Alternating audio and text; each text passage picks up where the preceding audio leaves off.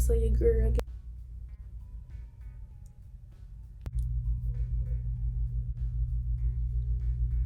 Hello everyone, welcome to my channel, or back to my channel.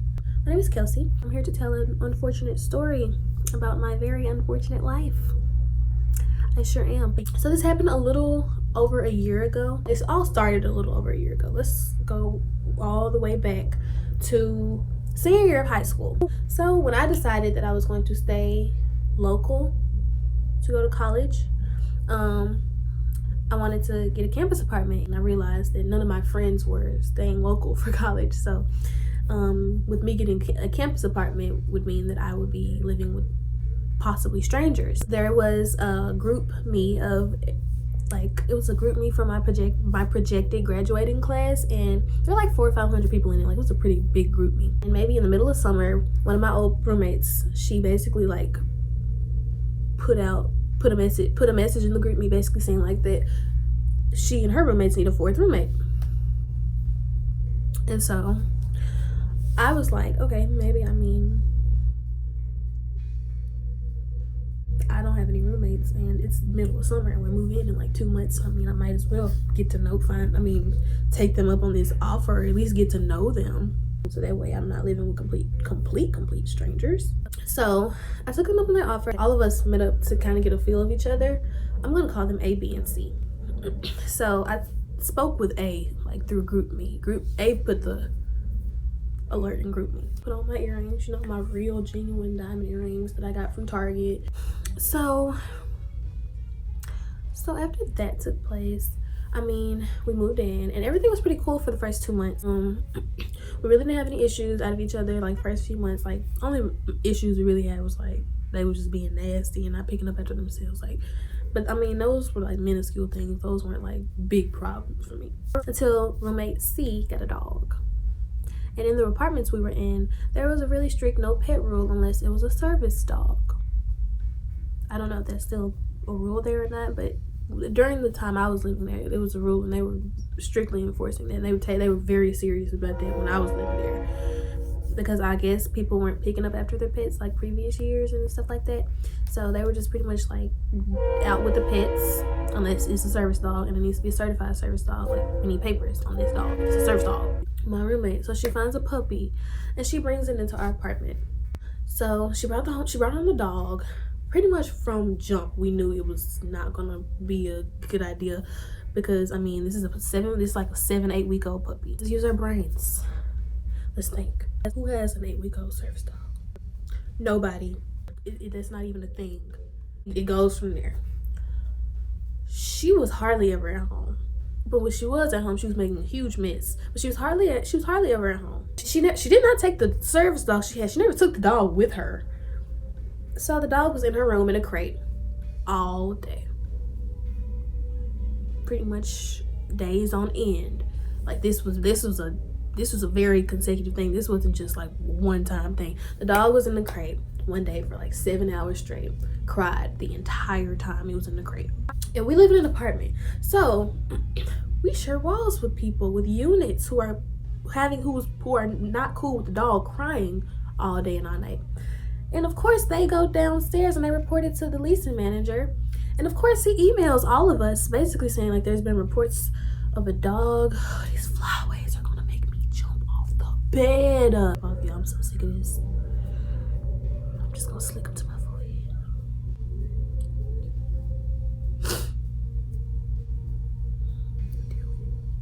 It'll be okay. Saying like there's been reports of a dog in your unit, and basically told us like the consequences of having a dog and it not being a service dog. Like, he's like, there's been reports of a dog in your unit, and like we don't have really any paperwork on.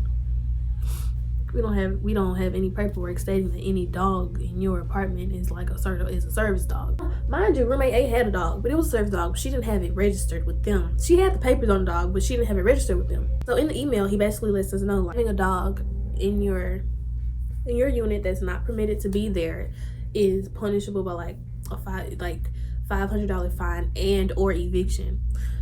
So I'm like, So now this is affecting me. So now I have to step in, because now it's affecting me in my living arrangements, and I'm not about to get kicked out for you. Just that simple. I'm not about to get kicked out of my apartment that I pay rent every month for, because you want to keep this little dog that you're not taking care of. So she went down there and told them it was a service dog, and went down there and told them it was a service dog, and she had papers on the dog, and she came back up. She was like, "Oh, I handled it." And I'm like, "You really think it's handled now?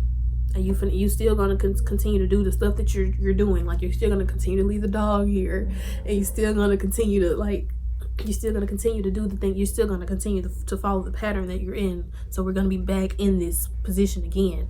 So of course I have to cover my own ass, and I go down there and I say, but basically I let him know, like, that's not my dog. I don't have anything to do with the dog, and I don't want the dog in my apartment anyway. I don't want the dog in my apartment in the first place. Like, this dog is waking me up 6, 7 in the morning with all that hollering on school days. But yeah, all of my roommates were some sort of white, and also had known each other before we moved in together. Like, they were already real good friends, and then there was me. I already talked to my other two roommates, roommate A and C, and roommate A and B, and we had basically talked, and we collectively agreed, like, the dog gotta go. Like, we don't want the dog is causing us too many problems. It got the neighbors hating us, got us in trouble with the downstairs people. Like, and we just moved. We ain't been here 3 months. We ain't been here 3 months, and we already in trouble. Like, we already getting emails about getting fined and stuff. I'm like, no, not me, no, because we're gonna nip this in the bud now. I told him, I was like, you can let her know I told you, I complained to y'all about the dog. If that'll help her get rid of it, do what you gotta do. He texted me. She was like, we need to talk. And I was like, yeah, we sure do. And then she was like, I just want to know why you went to the apartments to complain about the dog before you went to me. And I was like, because I don't owe you that, 1, and 2, you're being I don't owe you that consideration. I don't owe you that courtesy. You being inconsiderate to all of us by even bringing this pet into our apartment. I talked to all my roommates about it, and we collectively agreed, like, the dog is a problem. And they even said, they were friends with her, and they even said, like, if she doesn't comply, we're gonna have to go downstairs. They even said that. Then text, I was like, your friends agree that the dog has to go, and they're afraid. For some reason they're scared of her. She was buff. She was like this buff white girl. So of course when she asked them, they were like, no, I haven't even talked to Kelsey. I'm like, I'm seeing the problem. Here. So after that happened, I was like, you know what? I'm through with all of y'all. All of y'all can choke. That kind of died down. Still, I'm not talking to none of them. Like, don't talk to me about it. We just share an apartment. Don't talk to me about anything ever at all. That I had just quit a work study job that I was working on campus. So I was actually at home after class, like, one day, and I was in my bed taking a nap. And I don't know what kind of just urged me to, like, get up, but I jumped up. And 2 of my roommates are standing over my bed on opposite sides. My bed was in the middle of my room. They're both standing on the opposite sides of my bed. I jumped up and I'm like, what are y'all doing? Like, what's going on? Like, why are y'all in my room?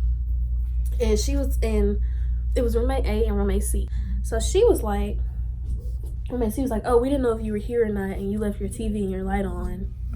And I'm like, you still haven't answered my question. Like, why did you come in my room? The door was closed, so I'm not understanding. Help me understand. I didn't get a clear answer. Like, she was just pretty much, skating around it, like, pretty much going around the question, because she didn't have an answer. And to this day, I really don't know what they were in my room for, nor what they were going to do. But I'm really glad I jumped up, and because your boy could be. At that point, I was questioning my safety, because I was like, we already not cool, and you doing stuff like that. Like, I really got the rope. After that happened, like a few days after that, I drank a lot of water. And so they pretty much, like, know that I'm the only person in the apartment complex that really even used the ice machine and stuff like that. I was really the only person that even used it, like, because I had never seen any of them drink any water or anything like that. A reusable water bottle that I would put ice in and water, like, multiple times a day, and they've seen me do this countless times. So one night, I'm filling up my water bottle. We had the fridge with the ice bucket in it where the ice drops into the bucket. I was filling up my water. I go in my room and I'm drinking it and I'm like, my water tastes funny. So me being the genius, the diabolical genius that I am, I was like, okay, so I'm gonna taste the water, I'm gonna taste the ice, because something is not right. And I only use the bottle for water, so it can't be the bottle. So I get a cup and I fill it up with tap water and I drink it, and I mean, the water tastes fine. I pull the ice machine out, the ice bucket out of the freezer. The ice is floating in rubbing alcohol. Yeah, the ice is floating in rubbing alcohol. So yeah, after the rubbing alcohol thing, I was like, yeah, I'm definitely getting out of here. Literally not even days after that, my keys were stolen. So one day, I didn't make a habit out of this, but sometimes I would not bring my keys with me to class because roommate C had a habit of getting drunk at the Bluff and losing her keys, so we always left the front door unlocked. I don't make a habit out of this, but I left my keys on the counter walking out to go to class that day.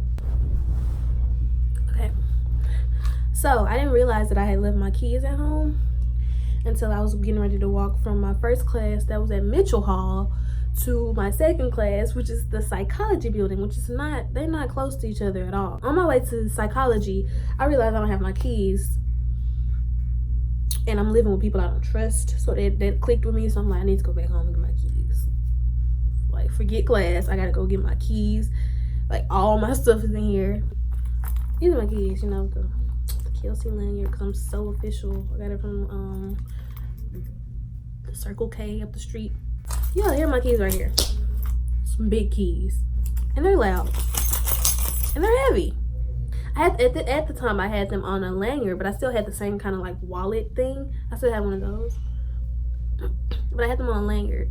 So on my way to psychology, I looked down and realized my keys are not on my chest. So I'm like, okay, I got to go back. I gotta go back and get my stuff. I gotta go back home, and I need to get my keys because I'm living with people I don't trust in any aspect at all. So went back home. They were nowhere to be found. I remember grabbing them.